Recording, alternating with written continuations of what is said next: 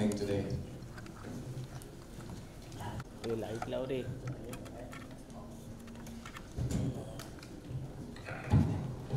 Thank you so much for giving me this opportunity. और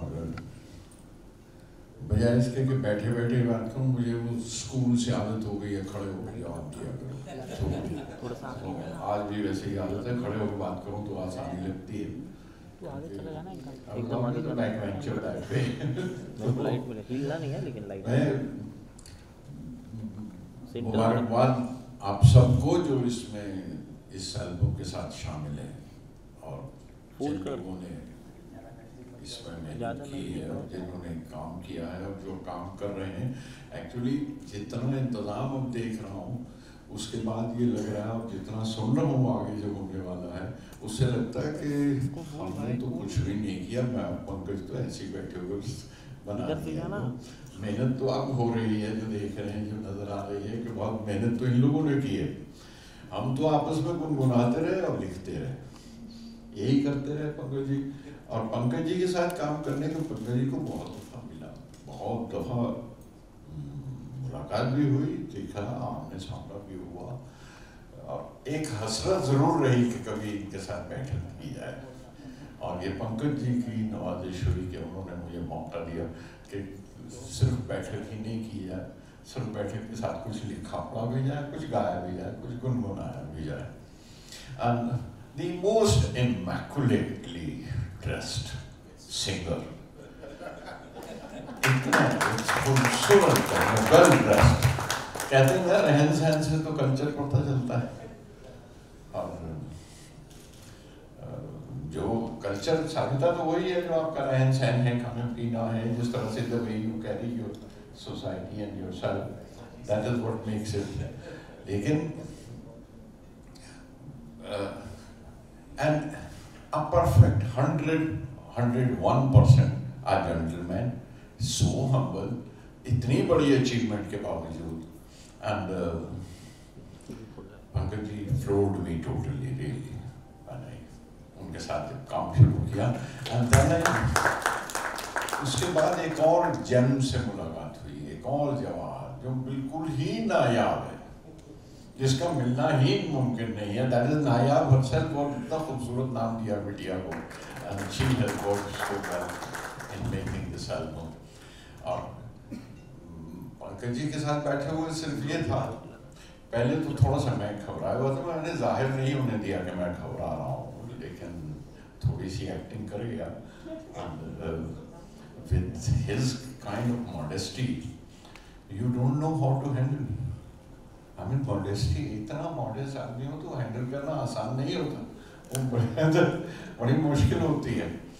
और उसमें उनके साथ जब कुछ सिलेक्शन की थी उन्होंने, और मेरी किताब में से, आप ये बंद कर दीजिए ना, हो रहा है ना, सब कुछ रिकॉर्ड हो रहा है, बंद ही कर दीजिए, अब मत शुरू कीजिए, हो रहा है, रिकॉर्ड हो रहा है। हाँ, वरना ध्यान उधर जाता है, ध्यान उधर जाता है कि मुझे कोई देख रहा है। आप यूँ आँख से देखिए ना, कैमरे से क्यों देख रहे हैं, लेंस से मत देखिए। तो उनसे जब मुलाकात हुई, कुछ किताब में उन्होंने कुछ गज़लें मार्क की थी और एक आध मैंने सजेस्ट भी कर दी, मैंने कहा इसमें से ये गज़ल करके देखिए, ये देख लीजिए। और एक आध गज़ल क्योंकि जो सभी के चुनाव में आ जाती है, शाम से आँख में नमी सी है, तो वो जगजीत भी गा चुके हैं और उससे पहले भी इसके 3-4 जन्म हो चुके हैं, वो किस्सा बताया मैंने उन्हें। तो उसके अलावा उन्होंने एक ख्वाहिश जाहिर की जो सर आँखों पे, उनका मैं नज़्म भी करना चाहता हूँ, क्योंकि वो ज़्यादा रेयर चीज़ है और कम होती है। तो मैं कहा ये तो बड़ी खुशी की बात है। तो अगली बार की मुलाकात का वक्त तय हुआ और मुझे होमवर्क मिल गया कि जब अगली बार ये गज़ल के लिए आएंगे तो मैं तो एक नज़्म लिख के तैयार रखता हूँ उनके लिए। और वो होमवर्क लिए हुए मैं इनका इंतज़ार करता रहा। हालांकि बहुत बिजी हैं, बहुत ज़्यादा ट्रैवल करते हैं और उसमें मतलब एक पाँव इनका आसमान पे होता है, दूसरा ज़मीन पे उतरने वाला होता है। इतना सफ़र करते हैं। अब सफ़र करते हैं, अंग्रेजी में कह रहा हूँ मैं। तो उस हालत में तो मैंने नज़्म तैयार कर ली, और जब आए तो उन्होंने गज़ल का चुनाव शुरू किया, और वो नज़्म मैंने उन्हें सुना दी। मैं बड़ा बेताब था कि उन्हें वो नज़्म सुना। रात वो रुकी नहीं, वो रात ही नहीं रुकी, रात को वो नहीं रुकी। मैं किसी का जिक्र नहीं, किसी शख्सियत का जिक्र नहीं है, उस रात का जिक्र है जो रात रुकी नहीं। That night passed by, it never stayed back. So मैं उसकी तो वो करते कराते, और ये गज़ल जो अभी शाया नहीं हुई थी किताब में, मैंने वो पेश की। मैंने कहा ये देखिए, कल ये थोड़ी अच्छी है, वो बारिश हो रही है और हल्की हल्की सी बारिश है, और पेड़ के नीचे खड़े हुए देख रहे हैं और सोच रहे हैं। और बड़ी अच्छी बात है पेड़ के नीचे, अच्छा वो भीग भी रहे हैं और पूछ भी रहे हैं कि पेड़ के नीचे कौन था कल की बारिश में, पेड़ के नीचे कौन था कल की बारिश में, और भीग रहा था हल्की हल्की बारिश में। तो उस पर बंदिश बना लिया, अपना गज़ल बना लिया। हमें मौका मिला और शेर कहने का मौका मिला, तो करेंगे एक सिटिंग रखेंगे। तो और एक इनके साथ एक रतन है। अब उन्हें पंडित जी कहना ठीक नहीं, पर उसे दीपक ही कहा जाए तो अच्छा नहीं। पंडित हैं, बहुत काबिल रतन है उनके साथ। तो वो भी, और वो कुछ ठेका लगाना शुरू किया, या आपस में कुछ गिनते रहते हैं। हम लोग तो रुपए गिनते हैं तब ऐसा करते हैं, ये लोग ताल गिनते हैं तब भी ऐसा ही करते हैं। तो उंगलियों से मैंने वो गिन के ऐसे ही गुनगुनाना शुरू किया। तो एक धुन गुनगुना रहे थे, तो मैंने पूछा, मैंने कहा ये कौन सी गज़ल है? कहने नहीं, मैं एक सिर्फ वो ताल जो बता रहे हैं दीपक ने जो बताया, तो मैं उसको ज़रा सा कंपोज करने की कोशिश कर रहा था। तो मैंने कहा गुनगुनाइए तो सही ना। तो उन्होंने थोड़ा सा गुनगुनाया, धुन बड़ी अच्छी लगी। तो मैंने कहा इस पर याद रखने के लिए एक मिसरा दे दूँ मैं? तो याद रखने के लिए एक मिसरा बना के दिया। कहने ये तो मिसरा तो बड़ा सही है, तो दूसरा मिसरा लगाइए तो इसका मुखड़ा बना लेंगे। तो उस वक्त बैठे हुए उनकी धुन पर उनके गुनगुनाते, मैं क्या किताब छोड़ दीजिए, अब ये बताइए क्या क्या करना है। तो उसके बाद किताब छोड़ दी गई, और उनकी धुन पे कुछ लिखते रहे, कुछ मुझे जो सुनती रही उस पर वो बनाते रहे। And this is how we made this album. ये एल्बम जिसका नाम मैं मीडिया का नाम उसमें शामिल करना चाहता था, वो लम्हा लम्हा सोच रहे थे, मैं नायाब नायाब सोच रहा था, तो हमने मिला के उसे नायाब लम्हे बना लिया। इस तरह से ये आपके सामने पेश कर दिया गया। अब ये इस तरह की एल्बम्स की किल्लत हो गई है, बहुत ज़रूरत है। एक फिजिकल अपीयरेंस जो आपके सामने, जैसे आप किताब लेने जाते हैं तो एक ऑथर आपका पसंदीदा ऑथर है, कि भाई मंटो पसंद है तो मंटो की, अच्छा ये किताब तो देखी नहीं, ये भी देखा ये। अब वो जो डाउनलोड एक एक करके डाउनलोड करते हैं, तो उसमें तो आप वो एक एक बूंद में आप भीगेंगे भी नहीं पूरी तरह से। क्या भीगेंगे आप? कम से कम एक एल्बम तो लेके जाइए, ताकि आप सुने एक गायक को बैठ के उसके साथ एक शाम गुजारी जाए, ताकि आप सुन सकें। इसलिए मुझे ये लगता है कि एल्बम का एक फिजिकल अपीयरेंस वो बहुत ज़रूरी है शायर के लिए भी, कि बैठें तो अब एक गज़ल कह ली और एक बात कह ली, या एक धुन पे एक नज़्म बना ली, एक संगीत बना लिया, उसके बाद कि ये तो डाउनलोड किया है, इस पर देखें कितने लोग हिट करते हैं, कितने लोग डाउनलोड करते हैं। And everybody doesn't go that वे।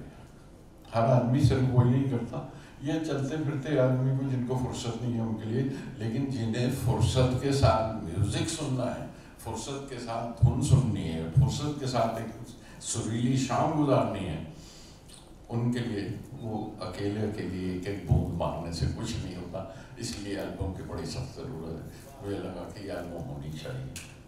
इस तरह इस एल्बम का वजूद बनाया कि जिसमें 4-5 लोग एक गलूकार के साथ, एक गाने वाले के साथ एक शाम तो गुजारी जाए, एक पूरी शाम तो गुजरे कम से कम उसके साथ। और अगर आप खुशकिस्मत हैं तो अगर शायर भी एक ही है, 4-5 शायर नहीं है उसमें, तो शायर को भी मौका मिलता है कि हाँ आपके साथ एक शाम मैं भी कुछ पेश करूं, मैं भी कुछ अर्ज कर सकूं। तो उस तरह से ताकि दोनों दो आर्टिस्ट का की पेशकश आपके सामने हो, आप एक शाम गुजारिए उनके साथ और कुछ एक नायाब शाम गुजारिए और उसमें कुछ नायाब लम्हे चुन के रखिए जो आप अपने साथ ले चलें। बहुत बहुत शुक्रिया। Thank you.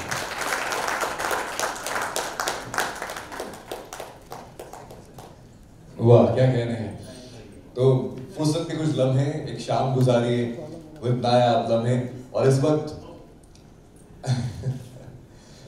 वक्त मैं स्टेज पे अब दावत देना चाहूंगा सलीम भाई को।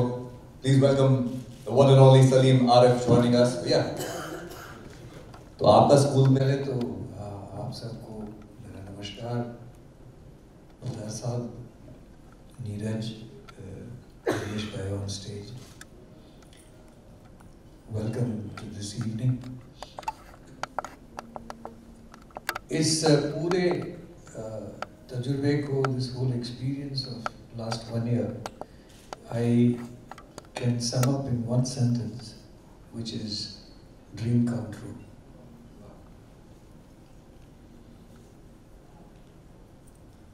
बहुत जिसको कहें कोइंसिडेंस कहें या जिसे डेस्टिनी कहें, कि बचपन में रेडियो के अलावा एंटरटेनमेंट का और कोई जरिया नहीं था। जब मैं बड़ा हो रहा था तो मुझे याद है कि घर में एक रेडियो था और रेडियो के ज़रिए हम जो भी म्यूज़िक जो है वो रेडियो के ज़रिए सुनते थे। शायद उस ज़माने में नए नए रिकॉर्ड प्लेयर्स आए थे, लेकिन शायद ऐसी सहूलियत नहीं थी, ऐसी फैसिलिटीज़ नहीं थी। तो only thing which was there in the house was a radio. और बचपन से गा रहा हूँ और बचपन से मौसीकी का बहुत ही ज़्यादा शौक़, एक जिसको कहेंगे एक पैशन। तो एक गाना पहली बार मैंने सुना, मोरा गोरा अंग लैला, और लता जी की आवाज़, बरनंदा का म्यूज़िक, और कहीं एक इंट्रिग, कहीं एक हिंदी में कहें तो उत्सुकता हुई कि ये गाना जो है वो एक अलग अंदाज में लिखा गया है। लहजा अलग है, अंदाज अलग है, थॉट प्रोसेस अलग है, लेकिन उतनी समझ नहीं थी उस जमाने में टू एनालाइज कि ये क्या है। धीरे धीरे जैसे बड़ा होता गया तो बहुत सारे गाने मैं सुनते गया, गुलजार साहब की फिल्मों के।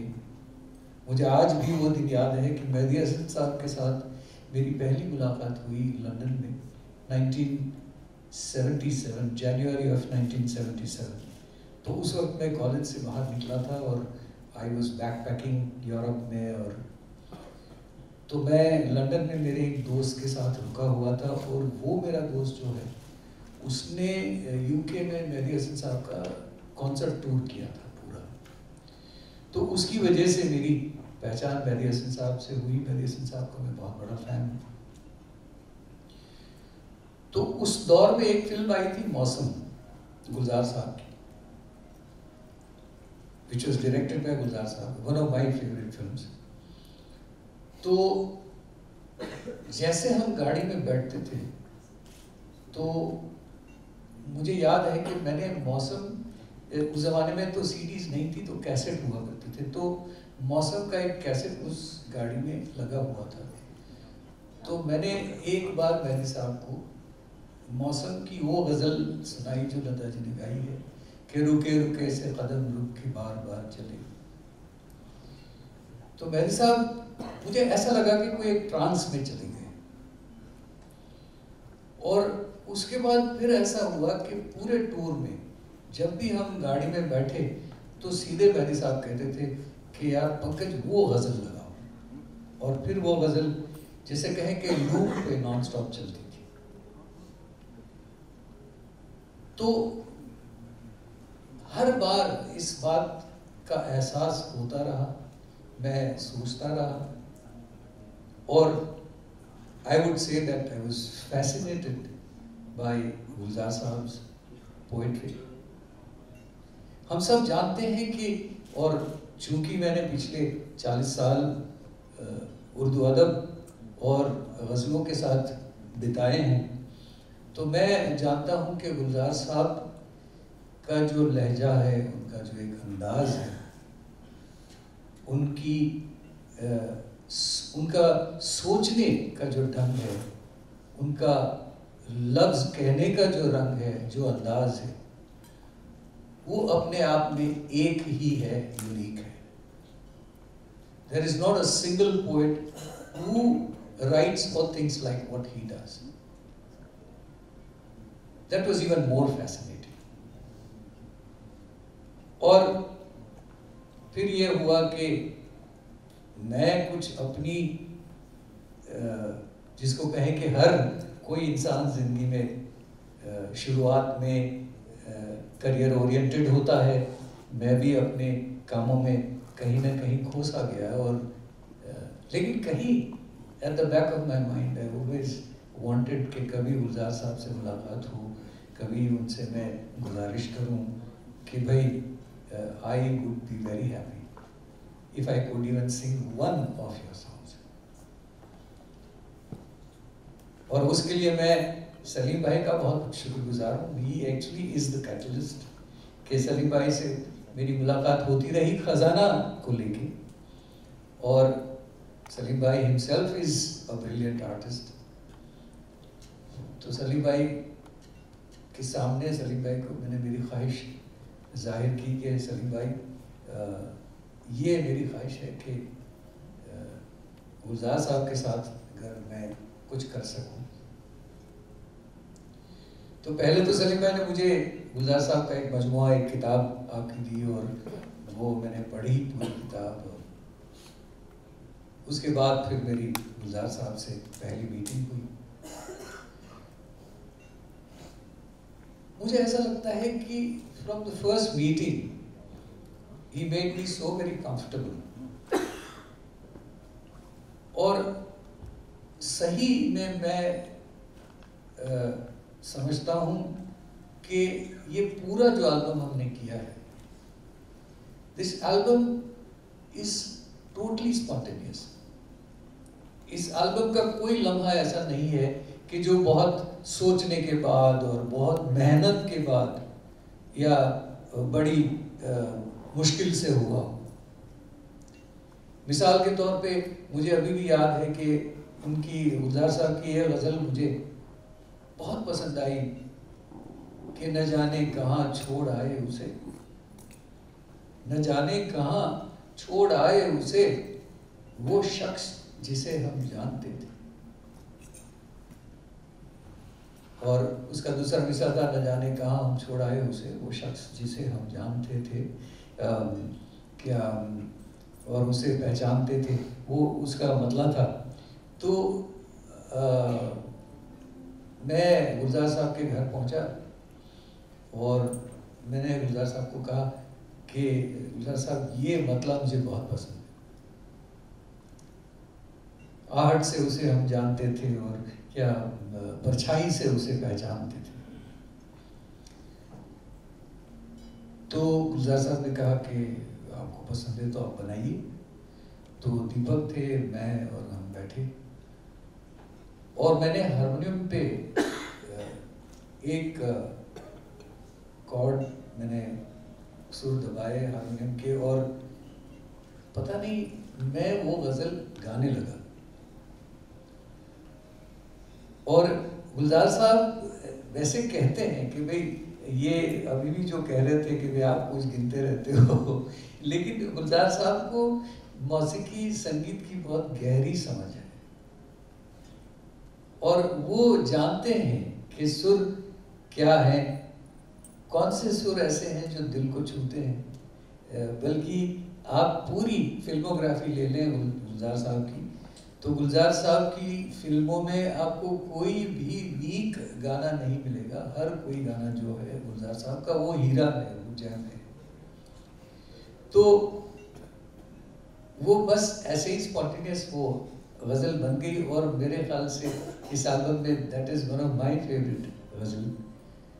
तो मैं समझता हूँ कि अच्छा ये है कि इस दौरान काफ़ी ट्रैवलिंग रही मेरी और बहुत सारा सब कुछ बीच में होता रहा।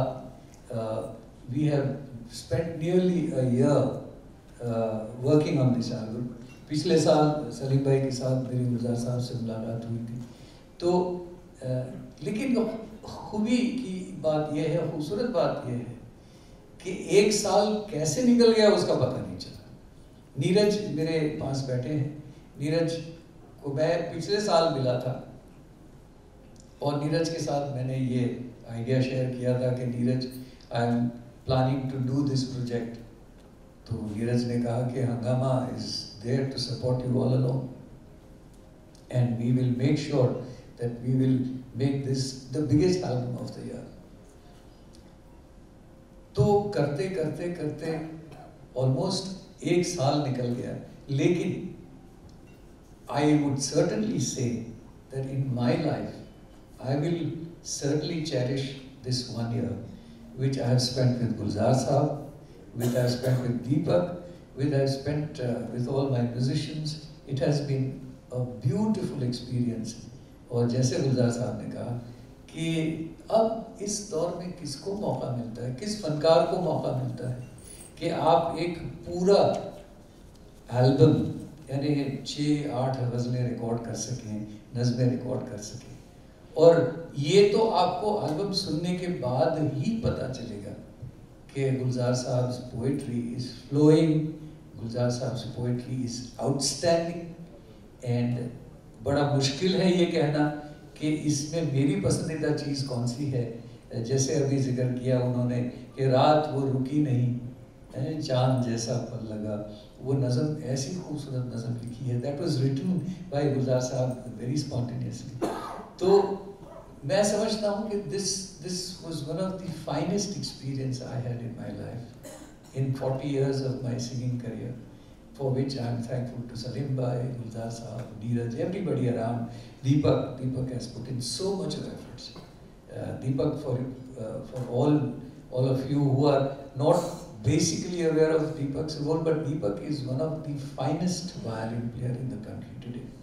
Deepak is also a brilliant music arranger, a music composer, is a multi-talented personality, and Deepak has really put soul in this album through his music.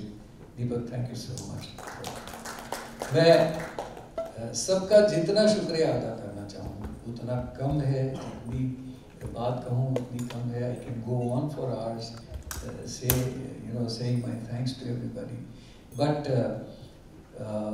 thanks to everybody, which includes though she is my daughter, but which includes Nayab for being there with me all along, supporting me at every point. Jignesh bhai for all your support. सही में इन्होंने जो कहा कि they turn a rock into a solitaire. सही में I have known him for a long time and I know that they are capable of doing that. Thankful to Neeraj and Hangama, the whole team of Hangama. So many is here. My FM is here. I am very thankful to My FM.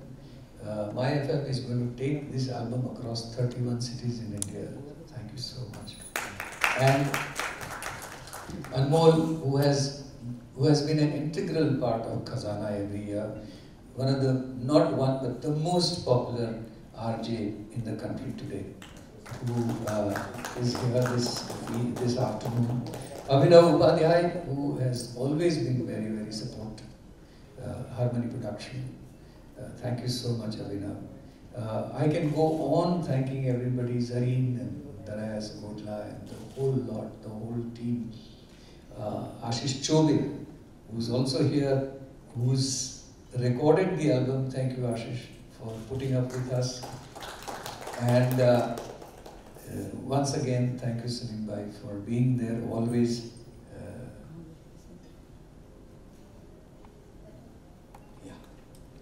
Sorry, as I said, that it's a never-ending list of thank yous, but yes, special thanks to Vaibhav Patil, who is again very, very supportive, who've been with us all along.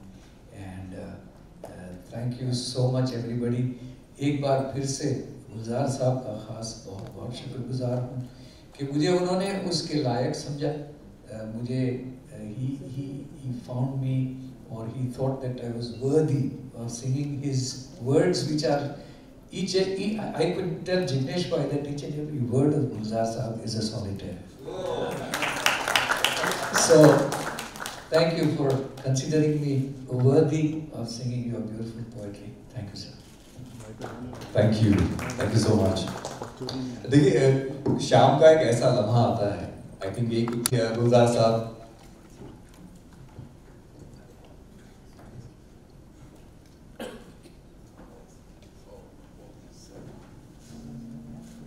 Oh, look at that moment. How sweet. Two legendary figures together for the first time ever in the history of Indian music. गुलजार साहब की कही हुई एक बड़ी प्यारी बात याद आ रही है कि legends यूं ही तंदूर पे नहीं पका करते.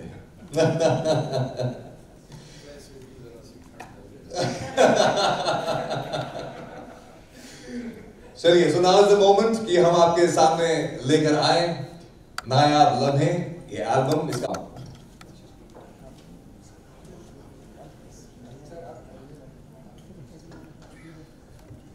So that's the team, guys. Everybody, come on, give it up for the whole team.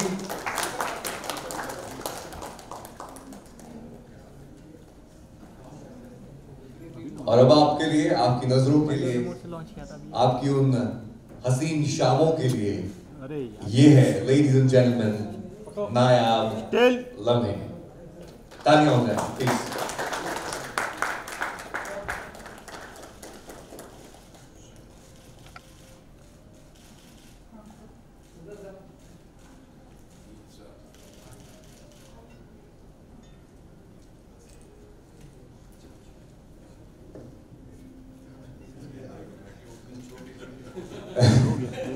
जैसे कि गुलजार साहब ने कहा, one physical copy of the album for everyone to take back home, please.